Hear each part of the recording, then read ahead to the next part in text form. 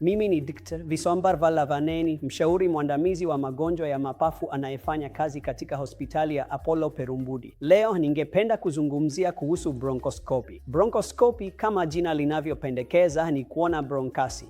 Scopy ni jina la ni taratibu na bronchasi ni mti unaopitisha hewa kwenye njia ya hewa. Kwa hiyo ningependa kukuambia kwamba bronchoscopy ni kifaa muhimu sana katika kugundua maambukizi mengi ya mapafu na magonjwa ya mapafu, na pia inasaidia kuondoa vitu vya kigeni, kuondoa kamasi nyingi na kuituma kwa uchunguzi zaidi.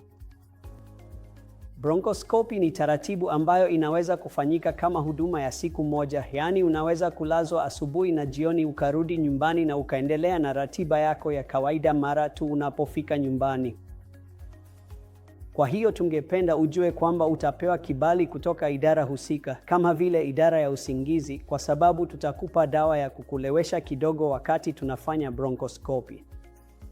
Hatupendi upitie uzoefu usio mzuri wa bomba kupita puani mwako, hivyo tutakulewesha. Kuleweshwa huku hakutakuwa kamili, hivyo hutapata usumbufu wowote. Wakati huo huo hutapooza, maana yake hautahitaji msaada wa mashine ya kupumulia. Hivyo mara tu taratibu zitakapoanza, inachukua kati ya dakika 20 hadi 30 kukamilisha zoezi hilo. Kwa hiyo mwishoni mwa dakika 20 au 30, kutegemea na muda ambao tumepanga mapema kabla ya zoezi, mgonjwa kwa kawaida ataamka. Hivyo ifikapo mwisho wa dakika ya 20 au 30, mgonjwa anaamka.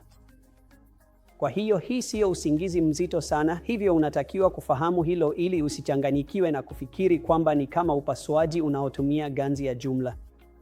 Tafadhali fahamu kwamba hii siyo ganzi ya jumla.